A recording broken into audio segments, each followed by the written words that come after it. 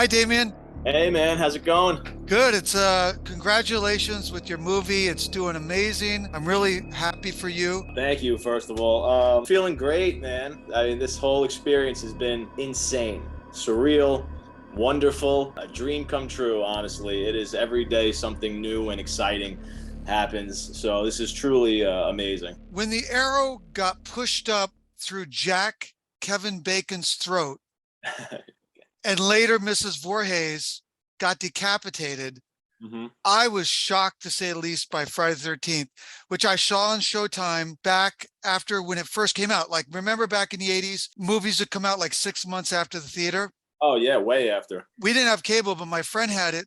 So I went over there and we'd look in his guide, see all the movies coming out, and we watched Friday the 13th. I think that was the first realistic gore film I ever saw when I think back to my childhood. But that didn't prepare me for the experience when I attended a 35 millimeter showing of George A. Romero's Dawn of the Dead, which I didn't see when it came out in 78, 79. I saw it like 82. I was in high school at the time. When that unnamed guy, the door gets kicked open and the SWAT team member, Wooly, blows his head off with a shotgun, that hot-headed guy. Yeah. And like a couple of minutes later, you see that guy, kind of Miguel, walking the zombie, and he goes over to his wife and rips her shoulder out and then bites the chunk out of her arm. I was not prepared for that, even after seeing Friday the 13th. And I think after that, I saw that bloody slaughter on the raft in the burning. Sure. And then after that, I saw that guy Carl get the bayonet stabbed through his head, out his chin, and that girl in the shower got the pitchfork through her thing. Sure. And then after that, the most impactful gore for me was in Maniac. You see this girl get scalped, and then Tom Savini's playing Disco Boy, and he gets his own head blown off in slow motion. And at the end of the movie, you had the mannequins come to life and take Frank Zito, Frank Joseph Zito, Bell Joe Spinell. They rip his head apart. I mean, oh my God! And all of that gore was was done by by. 1 month. Tom Savini. Yeah, no coincidence, right? So my question to you is, I know that stuff had to affect you as well. And what was the stuff that really hit you? Because when you watch Terrifier, Terrifier 2, All Hallows Eve, Yeah. you see that inspiration. Sure, man. I mean, I say it all the time. Tom Savini is my ultimate filmmaker inspiration. If I hadn't found him, I don't think that I would have transitioned into filmmaking, honestly, because it all started with my love for practical effects. And I loved movies way before I understood what effects were and things like that, what a makeup artist did, a special makeup effects artist. I was already obsessed with films from a very young age. I'm talking like 3 years old, 4 years old. I was watching real movies, hardcore movies, rated R movies. They weren't all horror, but they could be action movies, sword and sorcery movies, things like that. But it was, and I was of course already a fan of the classic slashers, Jason, Freddy, Michael Myers. So I was already watching those. Of course, going back to the old school VHS days in my mom and pop video store, right? I would frequent that every week, rent horror movies. And one of them, Friday the 13th, Part 6, at the beginning of that film, featured the coming attraction to Tom Savini's screen greats. And then I saw just his greatest hits flashing before my eyes of him with the Jason dummy from Part 4 and Fluffy from Creepshow and all the zombies from Dawn of the Dead and all the behind the scenes footage of him creating this stuff. And that was sort of a big light bulb moment. And that's when I realized, oh, wow, somebody actually creates all these monsters and these gore effects that I love, or that had such a big impact on me all this time. And I was already an artist. So seeing that that's a new sort of art form, this three-dimensional art form, really got to me. And I was too young to really get into it when I discovered that VHS tape. But about 5 years later, I actually my mother took me to meet Tom Savini at a horror convention in New Jersey. So starstruck. I remember like it was yesterday. I got to meet him. He was so nice. And I told him what a big inspiration he was. And he was telling me stories about when he had to tell his father for the first time that he wanted to be a makeup artist, and his father thought he was crazy. And he's like, my father didn't think I was crazy when I brought home a check one day and it was more money than he ever made in his entire life. He's like to just keep doing what you're doing. So it was great. And coincidentally, somebody was selling starter makeup kits, a vendor at this convention, and another vendor was selling real machetes that were dulled and had the classic Tom Savini semicircle cut out. So my mother was nice enough to buy me this stuff. I took it home, and that was the first day of the rest of my life, honestly, when I dove into that makeup kit. It was just no looking back. I was on the filmmaker trajectory. But like I said, it started with experimenting with all these materials, putting cuts on myself, putting cuts and bruises on my friends, freaking out their parents, and then really wanting to film those effects and really try and do some Tom Savini illusions with the camera, with the camcorder. And then that really led into my love for filmmaking, and it all sort of snowballed from there. And I think you might appreciate this. I have never told this story to many people. You know, I'm a little bit older than you are. I saw Friday 4 in the theater. Ooh, I didn't see the first two in the theater. I saw them when they were on cable, like The Burning and The Prowler, etc. But after, say, Friday 3, I saw everything in the theater. He became like my hero, right? And I thought at first my interest was in special makeup effects. Because what really got me going, like you, I know we both have our starts, was I saw Halloween in 78 when I was 13, and it scared the shit out of me. I couldn't get the imagery from my head from what Carpenter and Dean Cundy had captured with Michael Myers. I remember being on a baseball field the next day, not even a game, I was with my friends, and I'm thinking about that white mask behind Jamie Lee in the hallway and at the school and clothesline, and I just couldn't shake it. So at first, I didn't know what directing was, and I didn't know that I even wanted to pursue that. Yeah. But what happened for me was as I started to read Fangora, you know, Starlog, Blu-rays and DVDs, Right. and they didn't exist. VHS didn't even exist. Right. So you kind of had to learn your own way. What I started to understand was the writer director was the one who really told the story, not the special makeup effects guy. Though my interest kind of lied that at first because of Savini, Rick Baker, Rob Bottin, Steve Johnson, Stan Winston, Dick Smith, all those guys were my heroes. But here's a story that I've never told anybody, and you could appreciate it. When I was in high school, my senior year, which was 84, a bunch of my friends knew Savini was like my hero. I used to call it, let's go see the Savini effect. That's why we would go see a movie. One of the guys in my class one day said, hey, Terry, I just heard that guy you like, what's his name? Savini, the guy from Pittsburgh. I heard he died. And I said, what? Are you kidding me? Yeah, I heard he died. I actually raised my hand to the teacher, said, excuse me, can I go to the bathroom? I went down to the library, because remember, there's no internet or anything like that. I said, did Tom Savini die? Is there any way I could find? Because I was like upset. I was mortified. Oh, Jesus. And the guy was just playing a practical joke on me. Wow. And you know what it led me to do back, remember, this is pre-internet. So I knew somebody that knew George Romero's contact info. And I said, is there any way you could get me Savini's contact, like his phone number, his address? I ended up getting his home phone number. I was scared as a little, you know, this boy, senior high school. I called Savini. I actually got him on the phone. It was kind of a rude awakening. He's like, you want to be a makeup artist? I'm like, yeah. And he goes, are you doing it? I said, not really. He goes, you're never going to make it. If you're not actually making molds and sculpturing. He said, there's so many guys out there that are competition. So anyway, I don't mean to hog the time, but that was my story with Savini. So he kind of said to me, if you're not doing it, then you're not really a makeup artist. But what I had kind of already shifted to become more of a writer, director. I had a magazine, a fanzine in high school. Now think of the name. It's going to kind of tell you what we focused on. It was called Carnage, which is just blood and guts. Yeah, of course. so we reviewed movies about gore and stuff. We had short stories. My friends would, and I had about hit and run accidents. There you go. Exactly. So anyway, I don't mean to divert off into that path, but that's kind of, I got my start, but then I kind of focused more as a director and a writer rather than a makeup artist, but I certainly appreciate it. No, that's an amazing story, man. I would have been devastated as well. I mean, he still is my hero to this day. I was at Dave and I get invited to all these, Dave Art the Clown, we get invited to all these horror conventions now. We do tons of them. And Savini still frequents a lot of them. I'm still super nervous. I don't like really going up to him. I don't like bothering him. I'm very weird with my heroes and people I really admire. I'm petrified of having a bad experience, and I don't want that to ruin anything. So if ever I do meet him, I'm always just like it's very quick, in and out, nothing crazy. But last time, this was like a couple of months ago, we were in Jersey at a convention, and it was me and my Terrifier team, and he was literally the table next to us. So I had to speak to him.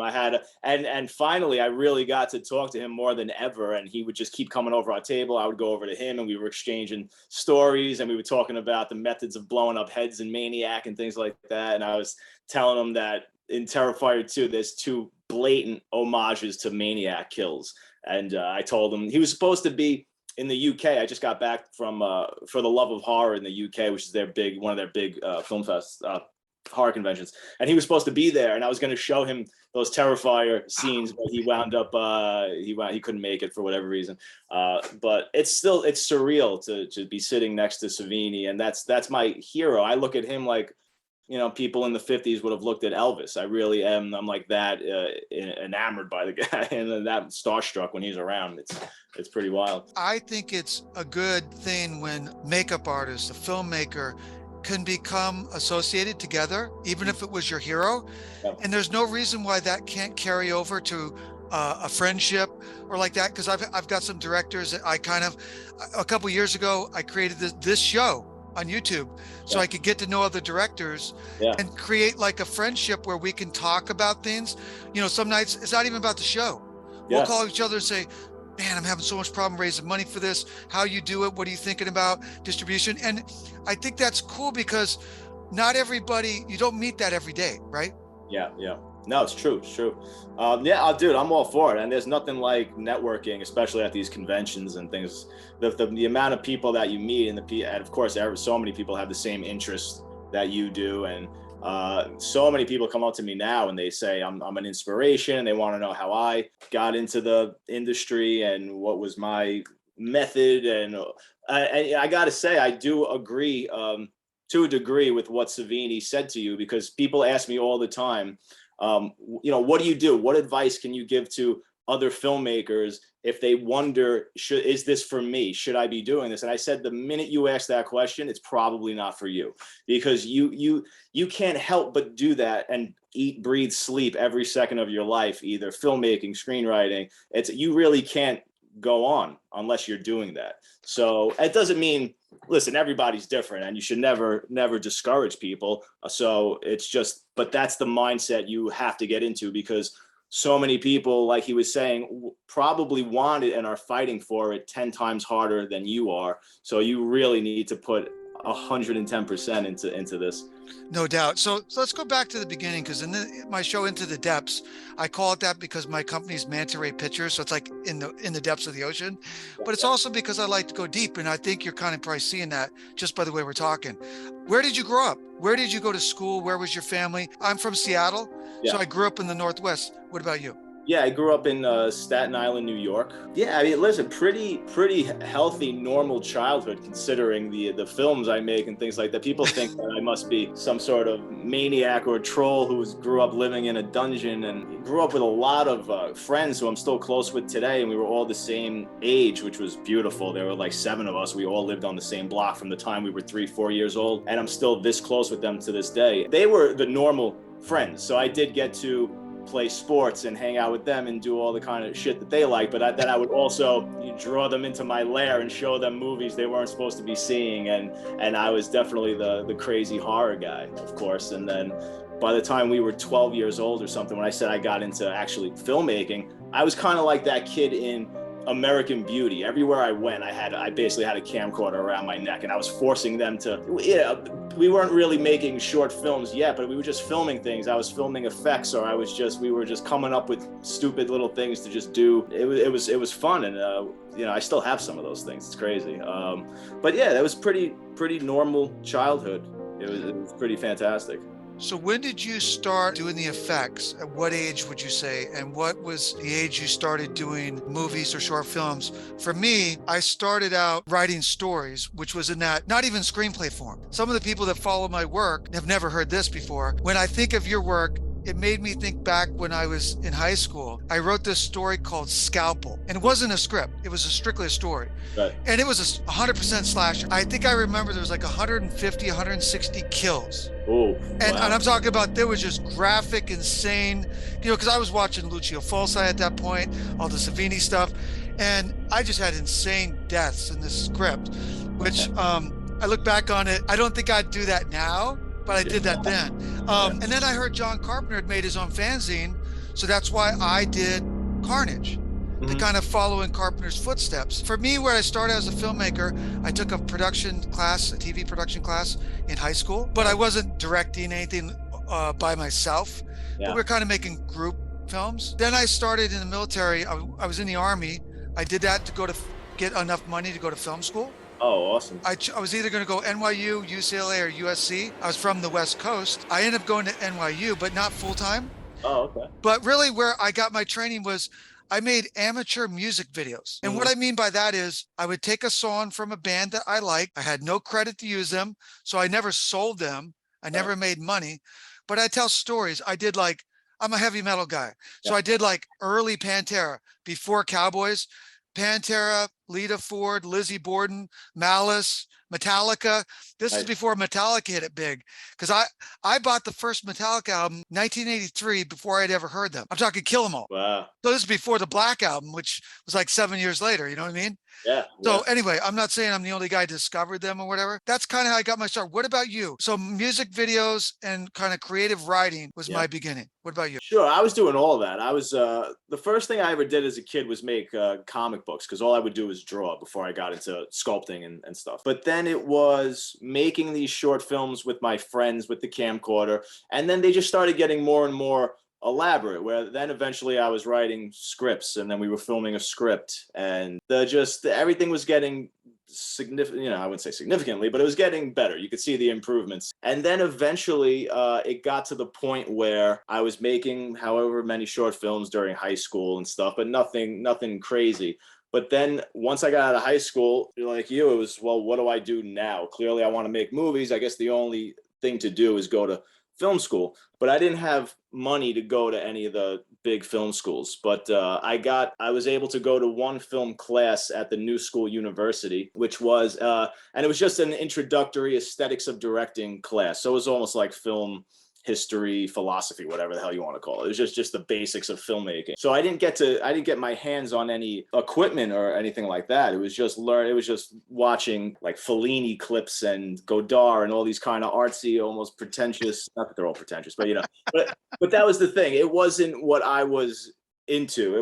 Those weren't the movies that made me want to make films. I appreciate those more now that I'm older. I was very immature when I was taking that class, and I didn't appreciate it. But one thing that happened was the teacher gave us an assignment that we had to make a 3-minute short film solely based on action. That didn't mean action, guns going off and things like that, but it couldn't be any dialogue. It just had to be told through a character's action. But of course, I wanted it to be guns and things like that. So the weekend we had to shoot it, we just so happened to get hit with a snowstorm, and there's a cemetery right in my backyard it's like our playground with me and my friends where we grew up. So I got 2 of my buddies. We went back into the cemetery and we just filmed this really bloody knife fight, gunfight between these 2 guys.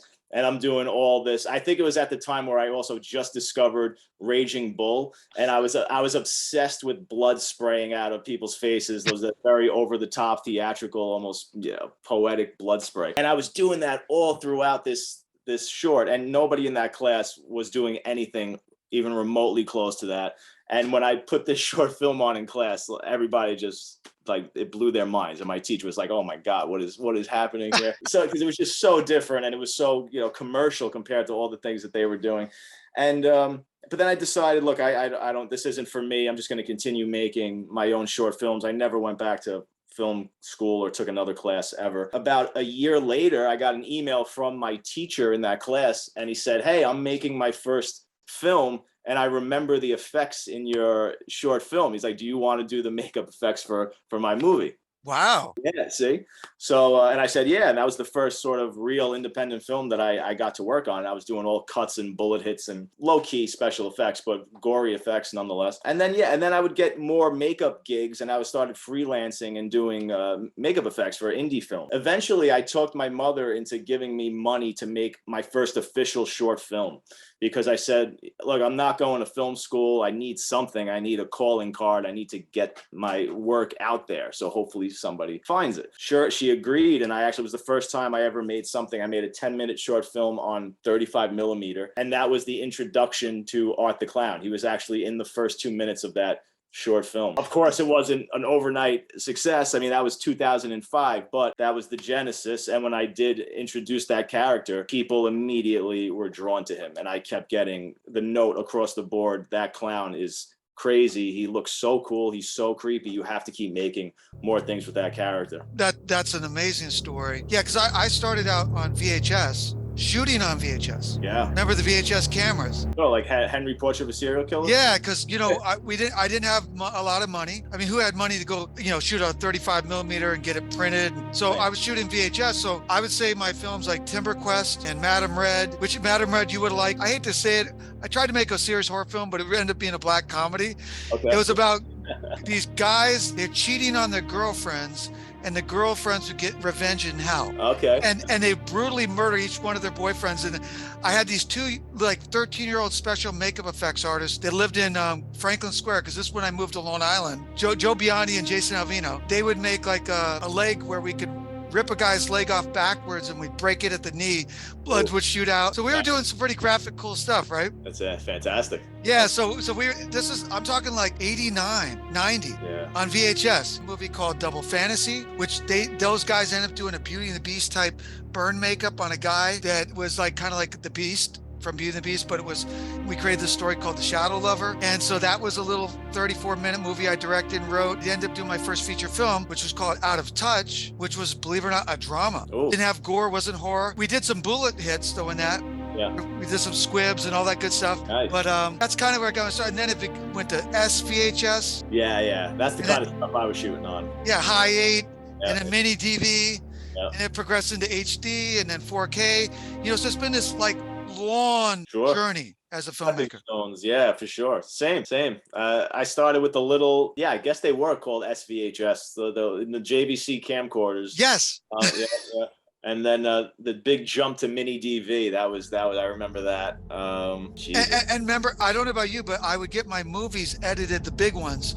I don't mean the little short films, but my bigger movies, I call them bigger. They don't mean they're released and people get seen them. Yeah. But I would actually pay to have someone edit on 3/4 inch tape so that your master was strong, and even sometimes Betacam. Oh, yeah. Because this is before digital. Sure. There was no Final Cut or Premiere or anything like that.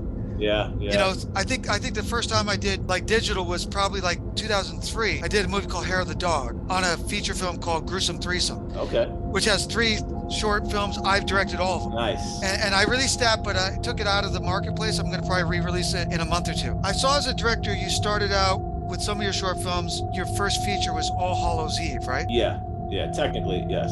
Yeah. Okay, and I saw that. So talk about that. Where did you shoot that? How did that come together? How long did it take you to write that? I saw the film and I enjoyed it. Oh, thank you. Yeah, that's an odd one because that first short film I told you about with Art the Clown, so I made that in about 2005. And that was called The Ninth Circle. And then I tried to make a feature from like 2008 to 2010, and that wound up falling apart. And then I went into making another short film with Art the Clown, and that was called Terrifier. Terrifier and The Ninth Circle, I threw them up on YouTube, and I put them into a couple of film festivals, but nothing crazy came of it. Producer was just going through YouTube looking for Halloween-based short films that were already made from various filmmakers, and he stumbled across Terrifier because Terrifier was actually getting a lot of hits for a 20-minute short film on YouTube back in 2011. Just with nothing behind it. It was just sort of word of mouth. It had like 150,000 views, and people were like, yeah. And then people were like, wow, this thing is pretty cool. And he loved Art the Clown. And he said, hey, I'm making this anthology. It has distribution. It's going to go into stores and Redbox, things like that. He said, I love that clown. I want to put that clown on the poster. And I just want to incorporate this short film. He said, and I'm looking for other filmmakers and other Halloween-based shorts. And I said, hey, I have this other short film called The Ninth Circle that's like 13 minutes long, and that has the clown in it as well. I said, what if we put those in it, and then you give me a little more money to pad out the rest of the movie? We can build like a wraparound story and maybe another episode, and you don't have to worry and get anybody else involved. And he was gracious enough to agree. So that became what All Hallows Eve was. But I never set out to make All Hallows Eve. That's never what I wanted to do. That's never where I wanted to take Art the Clown. I always wanted to go from the Terrifier short film into his own feature, but nobody wanted to give me money or at least believed in the character enough to give me money to take a risk on it, other than him. But he had this template. He knew what he was sort of piggybacking off of the success of the first VHS movie. Yes. Yeah, so that was it. That was the gimmick. I said, I need to keep the rights to Art the Clown because eventually I need to shop him around. I need to make that into a feature. And I even wound up, after All Hallows Eve came out, it was never really successful, but it still was growing a little underground following. Whenever I would do something with Art the Clown, his the popularity would grow just a little bit. There'd be a little more interest in this character, and it was starting to grow. And I went back to him. I said, "Hey, what do you think about making this solo Art the Clown feature?" And he went and did some. He started asking money people and producers, companies, and he came back to me and he said they all said no, clowns can't sell a movie. So what? Doing it. I mean, and this was before it came out. Yes. So, but still, there were at that time. I specifically remember there were already rumors of it being made, and Rob Zombie was making 31. So it was known that they were coming out. And I remember stressing, I said, everything's cyclical. I really think we have something with this clown. I think clowns are going to be big. Are you sure you don't want to do this? So no. And sure enough, it comes out and it's the highest grossing horror movie, rated R movie of all time. So it just goes to show nobody wants to take a risk. Everything has to be proven. Nobody wants to be the one to start the trend. They always want to follow it. See, that's something I think is so important, that finance people, potential studios, producers out there, money people, they should really look at what you're doing back in the 70s and 80s when you had the independent greats like Romero and Cronenberg and Carpenter and Tobe Hooper, Wes Craven. Friday the 13th was an independent film. It wasn't, it was bought by a studio, but wasn't made by a studio. So really, to me, that is really the way we should be making films as far as horror films. Because I just think that when you're doing these reboots, these remakes, these constant sequels, it's just kind of a dead end, because you don't really ever top the original, and you can't really make, I think the audience wants something new, but so many people are afraid to take that chance. Think back in the early 80s when you had a movie studio like Avco Embassy that bankrolled The Fog, Escape from New York. Those were great times. Oh my God. We need some people to take chances like that with people like you and me. That's really the way to go. And I also think, how do you feel about this, Damien? Not everything has to be $100 million home run. You can hit singles and doubles and be like, look, if you take a $250,000 budget and you make $5 million. Oh, it's a monumental success. I mean, look, if you take $100 million and you have to try to make that same success, you'd have to make $1 billion. Right, exactly. So people should be smart and take chances on little movies that can make profits. It's the way to go. Listen, Terrifier 2, even to my extreme surprise, I believed in the movie so much. Always have believed in Art the Clown's potential since the second short film, Terrifier.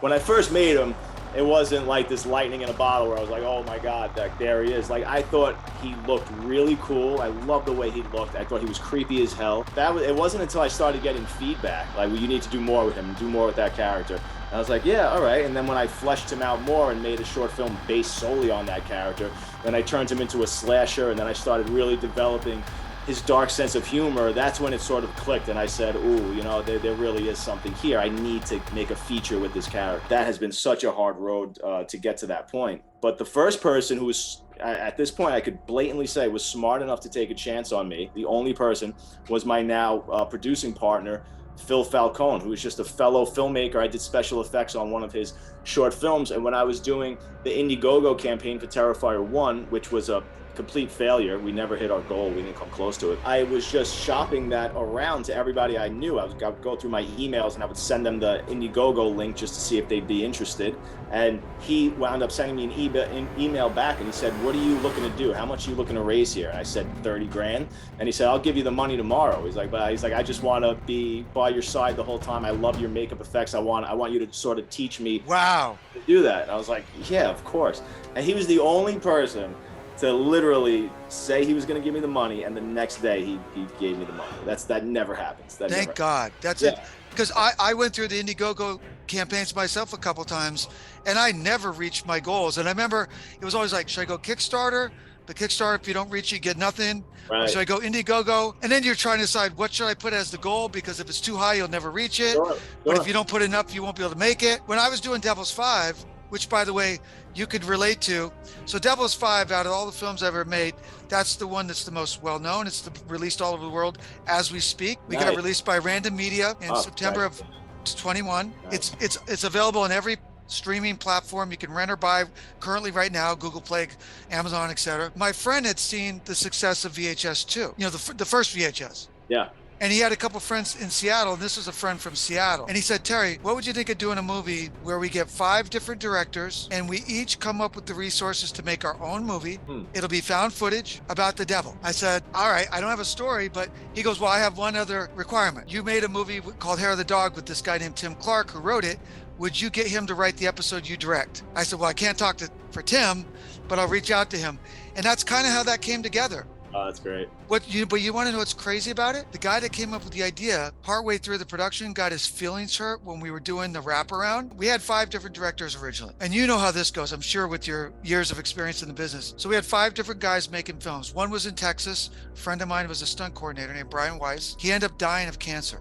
So I took over his movie because I actually wrote that. And then Tim was writing the one I was directing. And then the guy that contacted me initially got his feelings hurt and says, I'm out. You could keep the title, Devil's 5. You guys obviously have your own movies, but I'm out. I had ended up directing another movie, so we'd have 5 movies, which is a movie called Abandoned, which I wrote and directed. So I ended up directing 3 of the 5. Oh, wow. So it's pretty much your movie at this point. Yeah, but it was all Indiegogo. Yeah. We didn't get enough money. We definitely were short. And I didn't know how we're going to make that movie. And the one movie that the wraparound called Devil's 5, we were like on our last day on Indiegogo. And I'm like, I don't know how the hell we're going to pull this off. This guy out of the blue came in and said, I'm going to give you this. And it wasn't enough, but it was enough that we could actually try to make the film. Yeah. But my question to you is, Damien, with the internet streaming platforms, which I think really hurts filmmakers because there's so much rampant theft online. Yeah, we're dealing with that right now. And the platforms don't pay much, right? My question to you is, when you first released Terrifier online, did you get attacked like from the trolls out there? Because when mine came out in September 21, I'm talking the first day, we had all these trolls attack my movie. One guy said, worst movie of the year. I'm talking first day it came out. Oh, yeah. I saw that. And they're either jealous or they're just frustrated people, but they attacked me. Our budget was so low, there was no way we should have been able to make that film. Right. But we pulled it off and we got it released. It took us 4 years to put that film together and 2 years to get released. Did you experience any of that like nastiness online? Oh, of course. They're savage. It's insane out there. It doesn't really bother me. I get a kick out of it, and I read everything. Really? Every single thing. I go on every YouTube video, every blog, Letterboxd, IMDb, you name it, Twitter. I am all over the place. I want to get a consensus. I want to know what people are thinking.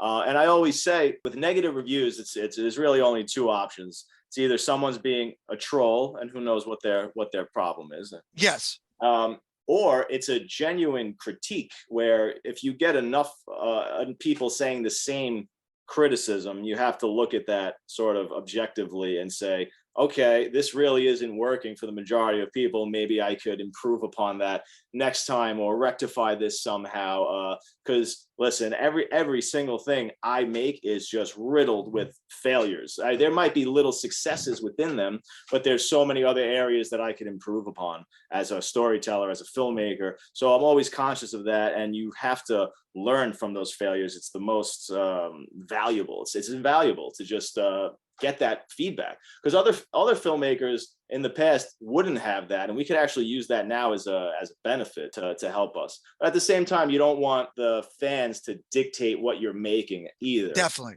Because at the end of the day, they're coming to you for your imagination. So you kind of have to, you have to walk a bit of a fine line. Where remember, at the end of the day, you're a filmmaker. That's your job, and follow your intuition as an artist. But this is something I want to talk to you about because I know you'd understand it.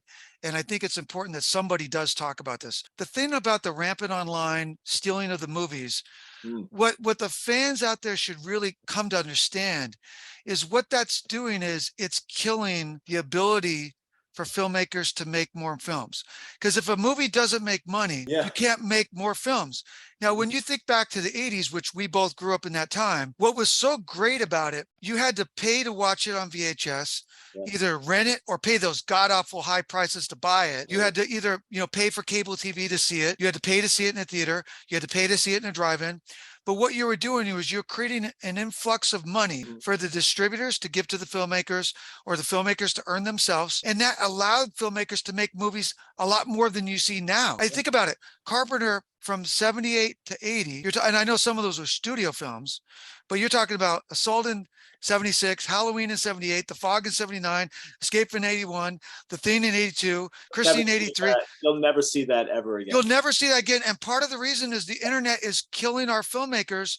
We need people to pay for the product so we can keep making films. Yeah, we're dealing with that as we speak. Terrifier 2 is already ripped and it's constantly being put on YouTube. And that, I mean, we just hired a company to really start cracking down on that. But you're talking, that movie goes up and it gets 70,000 views in a couple of hours. And that is they're inevitably going to affect what's going on at the box office. There's no doubt. And again, and it's affecting, this is a pretty unprecedented thing that's happening with Terrifier 2. You really can't compare this movie specifically with this little budget and what it's doing and being released unrated, and every weekend it's playing on fewer screens, but it's making more money. And it's just really new territory. So that's a cool thing in and of itself, just for making history in the horror genre for the horror community. And it could really just hurt where that ends. Like, it could go to such a crazier place, but now that people, not as many people are going to probably go and see it now this last weekend that it's playing, and that's going to affect where it caps off eventually. I wish the fans would understand that you're hurting yourself by doing that, because if you hurt the film doesn't do as well. It doesn't do as well. And that ultimately hurts the filmmaker, the distributor. I mean, it's got to be like this circle that continues to work so that you can make your next movie and I can make, you want all of us to be able to keep doing it so you guys can get these great movies to watch, right? Yeah, for sure. There's no doubt about it. I don't know. I don't think it's ever going to stop, honestly. There's too many people who don't care, and they're just too selfish, and they just want to watch the movie. They don't feel like paying. I mean, this has been going on now since what, the late 90s with Napster. Yes. Lars Ulrich from Metallica was not wrong about fighting that. Yeah, no. It killed the music industry. Think about it. Records don't sell anymore, right? It did. It is virtually impossible to be a successful artist, a musician today. Now think about the effect that has for us listeners. We don't see our bands put out albums all the time. Remember when Judas Priest and Metallica would put out album every year, every 2 years? And music, mainstream music, the vast majority of it, in my opinion, today is absolutely atrocious. It sucks. It sucks. It sucks. I don't care. And it has nothing to do with me being out of touch and being an older man. Like, listen, when I could listen to fucking Mozart and I could listen to something popular today. Like, good music is good music. I don't care who you are. It doesn't matter. Music today is very forgettable. You're seeing very few songs that are going to stand the test of time, that people are going to be celebrating in 20 years, unless it's some just, club song or something that's just some poppy song that there's no substance. But here's the thing. That doesn't mean that there aren't musicians making those songs. There most certainly are, but they're virtually impossible to find. You really have to dig, find them on YouTube or whatnot, because there's no backing behind them. Nobody wants to take a chance. Nobody wants to put money into those artists. It's all about just pop music, flavor of the week, that catchy whatever the fuck, I don't know. And that's because people aren't buying albums, because they don't sell albums anymore. And the artists, like we said, that could create that aren't making them because they can't afford to make them, right? Sure. So they're doing other things to survive. It's just really sad. I wish people were smart enough to realize there's this chain that has to kind of happen for you to get the movies, for us to get the music. And without that happening, we're kind of killing ourselves. Yeah, it is. It's a bit of a vicious cycle. Someone's got to break it. And I'm hoping guys like you getting this movie made, I'm hoping I can do the same thing with my film, Anomaly, which I'm making next. It's my dream film. Been waiting like 20 years to make this film. But I want to go to theater, because I know if I go to theater, it can earn real money before people start robbing it and stealing it. So that I think that's really the path that all good horror films should take, is go theater first, if possible. Oh, for sure, man. I mean, we didn't see this coming. This was a huge eye opener for us. How did that happen after you did the first Terrifier? That didn't play theatrically, right? It did, in a very limited amount of places. Maybe a few Alamo draft houses, things like that. Really small theaters sprinkled across the country. but just very insignificant. And this one wasn't supposed to be that much crazier in terms of theatrical. It was going to be a little bigger than that, but it was only supposed to play for one weekend. This company that got involved, Iconic, they wound up putting it in more theaters than we anticipated. And at first it was like, well, it might be 500 to 700, and then it became, oh, it was looking like 800, and then Wow. and then 1,000, and then before you know it, it just started snowballing. It's so anti-studio system. Nothing about it makes sense. It is a low budget, super low budget. Most of the time, your super low budget horror movie that winds up taking off is something where it gets a pass being super low budget. For instance, the Blair Witch Project, where it's a found footage movie, or Paranormal Activity, where it's a found footage. It's supposed to look low budget. That's part of the gimmick. That is, and then a huge studio comes in with $40 million marketing campaign and just puts it in 6,000 theaters and they everywhere. This is an actual low budget movie. It looks like a low budget movie, but it's shot like a traditional narrative, and it's 2 hours and 18 minutes long from an obscure slasher sequel, and it's unrated, and nothing about it makes no sense. And my buddy, executive producer Steve Barton, was like, dude, he's like, this movie's not getting released. This thing's escaping. That's what he keeps saying. He's like, this movie should not be where it is. But that's what you need. You need someone to just come in with the balls, someone who just sees that spark and they're just willing to give it that chance. That's how these big moments happen. That's how you start changing the game. You have to be the risk taker, or else it's just, you're going to be stuck in the same cycle over and over. You're going to be a slave to what Hollywood's doing. I mean, I think movies today are the worst they've ever been. Oh, by far. Since maybe the 1940s. You know what I mean? Like, I'm not a big fan, but there were certainly classics but my God, the last 20 years, the vast majority of movies do not work for me. I bet you're like me. When I come home from work one night, or if I want to watch something, I'm not putting on some stupid superhero Marvel DC movie. I'm going to go look for an old horror film from the 70s. Yeah. Right. So that's what I do. I would rather see an old film that I've either seen before or never seen.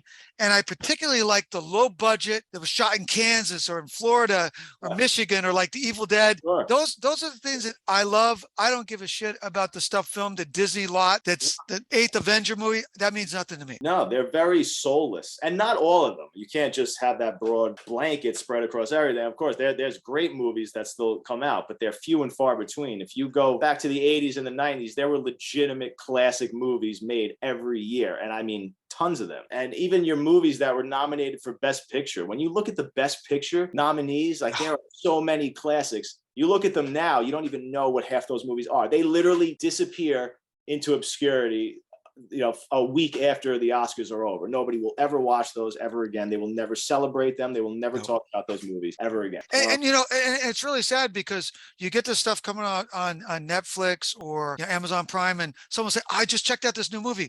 I watched this new movie last night, and you'll say, what was it called? And they're like, I can't remember. I forgot the name. Yeah.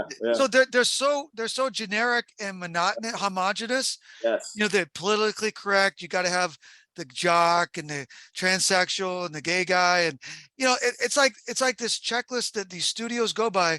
That's not the way to make a movie. No, you can't have all those studio execs in there. Just like you said, you got to check all these boxes. You got to make sure you can't do this or you have to do that. Come on. It just becomes very disingenuous, and that's so easy to spot. Everybody knows this isn't coming straight from the heart of this filmmaker. There's 20 people at least involved in this. And what is this? What is this product at the end of the day? I don't know, man. I think that people are getting so sick of these movies, and I think a change is inevitable, because everything is cyclical. Nothing stays the same, and I'm hoping it changes for the better. Hopefully there is a new resurgence of true independent movies that can gain some Hollywood spotlight. Maybe another sort of late 60s era renaissance would be phenomenal. And if there's money guys out there watching the show, producers, studio guys, think about what Damien's movie is doing. That proves to you there's an audience that wants to see it. Yeah. It's something unique, different, could be gory, could be just scary. There's an audience for it, and it's proof by your performance of your film. And I commend you. I highly admire it. I think it's fantastic. For the Halloween treat, for the guys out there and the girls out there that may not know some of the films that we love, let's give our favorite off the cuff, and we'll go back and forth. You choose one, I'll choose one. Top 5 slasher films of all time. Ooh. So give me one, I'll give you one, and we'll do 5 each. Fantastic. Oh, easy. Well, let's start here. Texas Chainsaw Massacre.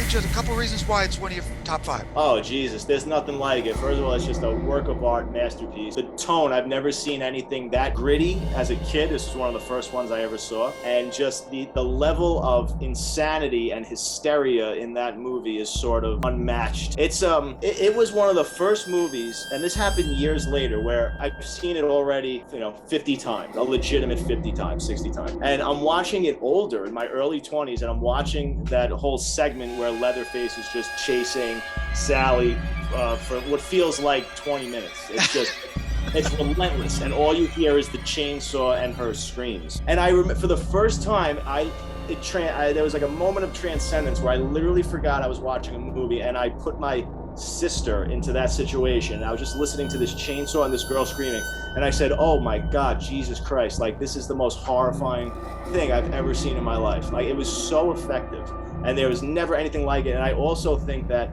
nobody gives that movie credit for actually being the first modern slasher movie. It's not Psycho, it's not Halloween, it's Texas Chainsaw Massacre.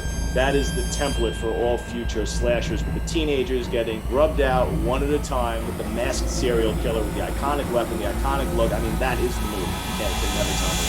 It's a masterpiece. And by the way, I was either going to wear My Bloody Valentine or Chainsaw tonight. So I did My Bloody Valentine. So anyway, I couldn't agree with you more about the Hooper film. For me, John Carpenter's Halloween, it was so incredibly shot. The use of the Panavision 235:1 aspect ratio with the framing, the music by Carpenter, the acting with Donald Pleasance and those young ladies. It's unrelenting suspense. It's not even gory. Balls to the wall suspense. Sure, absolutely. That's absolutely on my list of not just top 5 slashers. I mean, top 5 favorite horror movies of all time. Give me another slasher. Top 5. I gotta go with Nightmare on Elm Street. I absolutely have to go with Nightmare on Elm Street. You and me both. That was my next choice. Well, listen, I would go with Dream Warriors. Honestly, could make it into that top 5 as well. I love them both almost equally. I think I maybe enjoy Dream Warriors a little more because it's more fun and sort of polished. And Freddy is that's my favorite interpretation of Freddy. I think that's where he really just became perfect.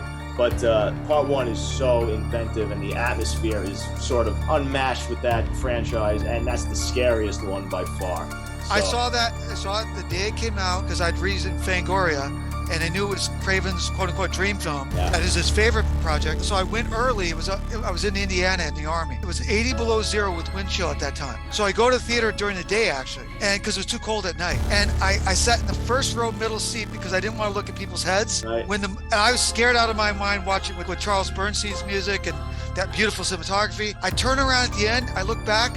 No one in the theater because it was so cold. I watched Nightmare on Elm Street opening day by myself. No way. Wow. I was scared out of my mind. Is that crazy? It's amazing. I wish I was in that situation. I know you got a couple more minutes. Let's jump to top 5 gore films. Give me a couple. I'll give you a couple of mine. And why? Dawn of the Dead. That's on my list too. It's awesome. How about Maniac? William Lustig's Maniac. I would put that on the list as well. Jeez. How about The Evil Dead? Sam Raimi's. Evil Dead 2 is one of my favorite movies of all time. Awesome. How about Day of the Dead? One of my all-time favorite movies. Great. How about High Tension or Hot Tension? Loved it. Another one of my favorites. Yeah, fantastic. Well, Damien, I really appreciate this.